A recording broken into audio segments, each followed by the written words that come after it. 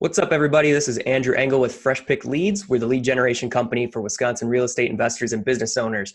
And today is our fourth episode of our new series, Fresh Pick Fridays, where we're talking with local entrepreneurs about lead generation, marketing, sales, closing deals, etc. If you haven't checked out our previous videos, we'll link to those above and below the video. But today we have with us Jason Lund, who is a real estate investor from the Fox Valley, Wisconsin. And he has really kind of a hand in, he's been able to be part of so many facets of real estate investing. You name it, he's done it. And he's someone that I've had the pleasure of knowing, I think longer than any of our previous guests. So I'm very excited to have him on today. So Jason, thank you so much for joining us. And can you tell us a little bit about yourself? Sure, man. Thanks a lot for having me on. So my name is Jason Lund. I started real estate in 2010. Pretty much since then, I've done pretty much every single facet of real estate investing, from owning RIAs to coaching to pretty much every single lead type that you can do within real estate investing, other than buying and selling notes. All right. So today we're going to be talking about probate leads. And I think probate is a lead type that I get questions on a lot. Just basically, what is it? Because other lead types like divorces, we know what that is. Foreclosures, these are common terms and easily identifiable, but probate is a little bit more obscure. So just to kind of introduce the topic, a probate is when somebody passes away. Probate is the process that a court goes through to divide up that person's belongings. So if a will has been prepared, the court will follow that will. If a will has not been prepared, then the process can take a little bit longer as they determine, who gets what, who inherits what pieces of property. So to start, Jason, why is probate something that you go after for your business? Well, number one, it's probably one of our most profitable lead types that we get. Number two, it's probably one of my favorite because we're dealing with people that have had stuff that kind of just got thrown on their lap and don't really know what to do. So we can come in and we can really help them a lot more than the other lead types. Like I was talking to somebody the other day, with a foreclosure, you follow one path. With a probate, there's like 15 different paths, and you have to help guide them to the right path to be able to get them through the entire process. So it's a lot more cumbersome, but it's a lot more profitable. So when you're dealing with these, you're often dealing with, people who are inheriting properties. So what would you say are the most common reasons or motivations that people are looking to get rid of the property that they're inheriting?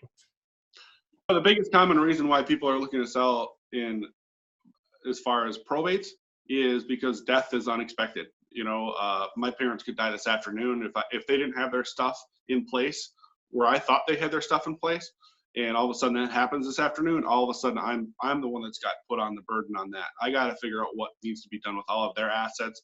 I'm the one that needs to figure out, what, of the assets they have is how is this going to be divided? How are their bills going to be taken care of? How is this going to happen? So that's the number one reason for motivation with a probate, is because a lot of the times is these people, they don't expect death, and all of a sudden it just comes and knocks on their door and says, hey, guess what? I'm sorry that your loved one passed away, but here's a pile of stuff that you now have to figure out. So when they get that, they're like, oh my God, like I can't afford mom and dad's mortgage payment. I can't afford, my brother or sister's mortgage payment. I can't take care of the lawn because I live in another state. I can't do these things that are, easy for other people. And, it's I don't know how else to describe it. It's literally standing there and you just get this abundance of stuff dropped onto you, and it's like putting together a puzzle. You have to put all the pieces together in the right sequence. Otherwise it's not gonna work, That makes sense. And I think you bring up a lot of good points there. Is, these people are kind of going through some tragic time and something that is overwhelming with all of the things that they have to go through. And providing a service such as, buying a house quickly to get it off their plate so they can focus on their life and the rest of things they have to do. Yeah, hold on though, because it's not about buying it quickly. When a house is going through probate, it's about understanding it and taking the time of doing that, because in a probate case, it might be 6 months before they can actually get the approval from a court or anybody else to be able to sell that house. So this is the lead type that quickly is not necessarily the best answer for them. Quickly for them is 6 or 7 or 8 months down the road, but not when you're mailing to the first mailing to them for the first time. When you're mailing to them the first time, you're going to be looking at a longer process. You're going to be doing an offer, and your offer is going to be out 6 or 8 months because they have to go through specific things before they can actually sell the house. Okay. That's why it's very important with probates that you have a 5 to 8 letter mailing campaign, because most of them pop off between the 5 and the 8. So okay. All are more informational, not hey, we want to buy your house. Sure. Great information. Okay. So with probates, you're obviously dealing with the people who weren't actually owners of the property, which is different from a divorce or a foreclosure. So when you're marketing to somebody who doesn't even live there, how are you adapting your marketing or the process that you're going through with these leads to kind of handle that? So ours, like I said, and I know me and you have talked before about setting ourselves apart and being different. So like ours and our probate is we put in our marketing that yes, we are a house buying company, but that's all we say. We are a house buying company, but all the rest of it is all educational through there. Like I said, the process of a probate is so long that we add the educational pieces in there instead of the we buy houses things that are in there, and that's what brings us along. So when we do mail out the 5th, the 6th, or the 7th, or the 8th letter, we're going on those appointments. Okay, so that may answer my next question, which is, what about your marketing? Do you think people choose you over, other letters that they may receive? Sure.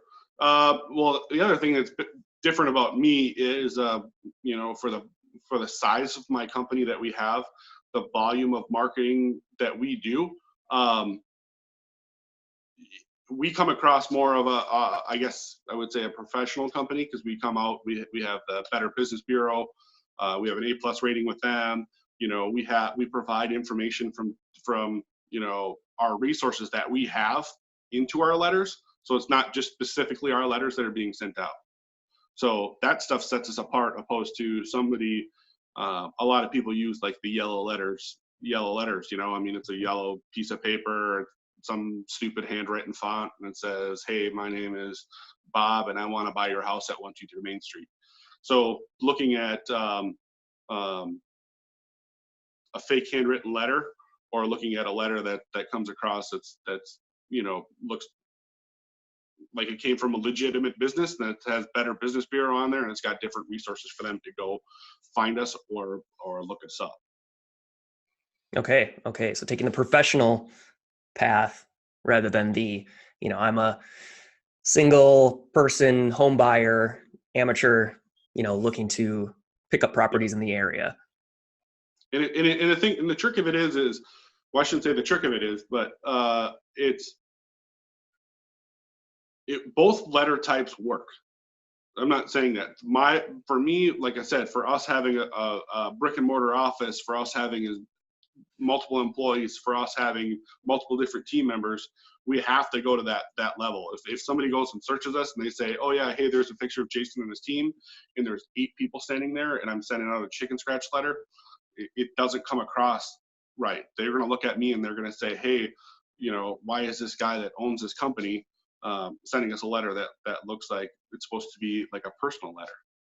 If you're a single owner and you're doing all of this real estate business yourself, if you send a letter out like that, it totally fits your part, and sometimes it works. I'm going to look at a house actually tonight that is a probate case with another investor.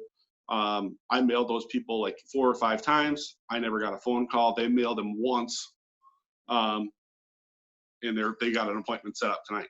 And their letter was a non-professional letter. Yeah. And I love that you bring that up, because I think that's a common question or concern with people who are marketing is like, oh, what are you doing? What are you doing? And they're almost looking to duplicate something. And exactly what you just said, marketing is, it doesn't, it's almost like it doesn't matter what you're doing. It's that you are kind of doing what you think is right and what works for you, because, professional or handwritten, it's going to resonate with somebody. Yep. And the other side of it is not going to resonate with them. So the biggest thing is just to do it, regardless of whatever you have. I mean, people say, hey man, I can't get deals. I can't do this. I can't do that. It's like, are you marketing? Are you marketing consistently? Do you have a marketing calendar? Are you, they start asking them those questions, and they're like, no, I don't have any of that stuff. And that's exactly why you're not getting deals.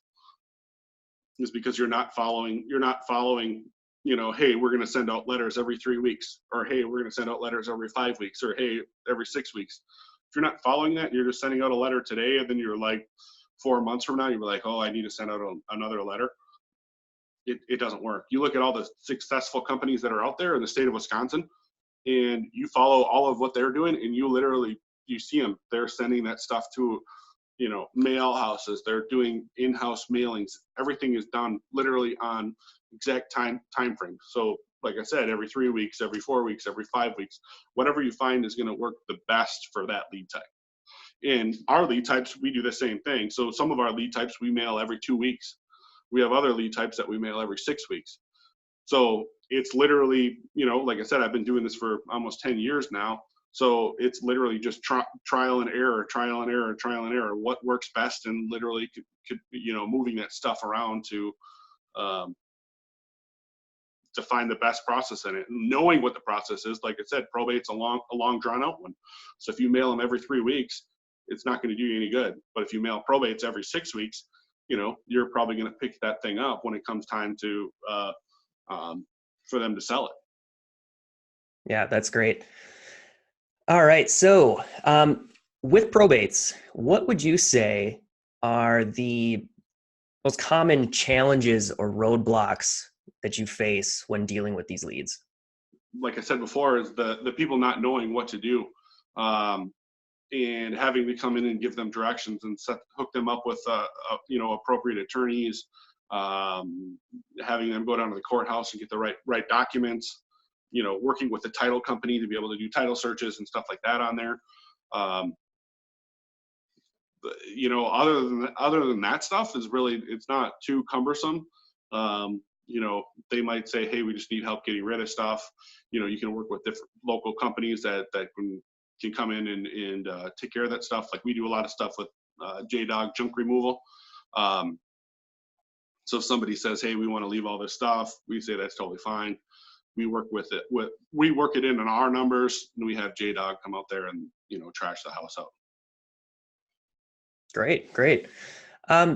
Okay, so let's say once you have a promising lead, or a lead that they're interested in selling, is there anything that you're doing to ensure that you are increasing your probability of closing on that deal?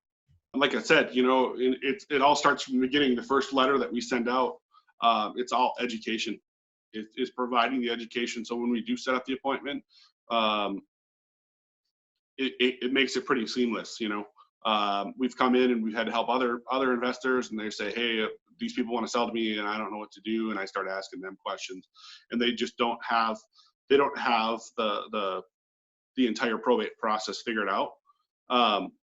You're not saying you have to figure it out. It's actually pretty easy to figure it out. If you go online, you can go on to like the Wisconsin, I forget what you search, Wisconsin probate timeline, and it'll kind of lay out the probate. So you can talk to them and you can kind of look at it and say, hey, oh yeah, you filed 3 months ago. This is approximately where you are. and this is approximately what it's saying you're going to need for documents.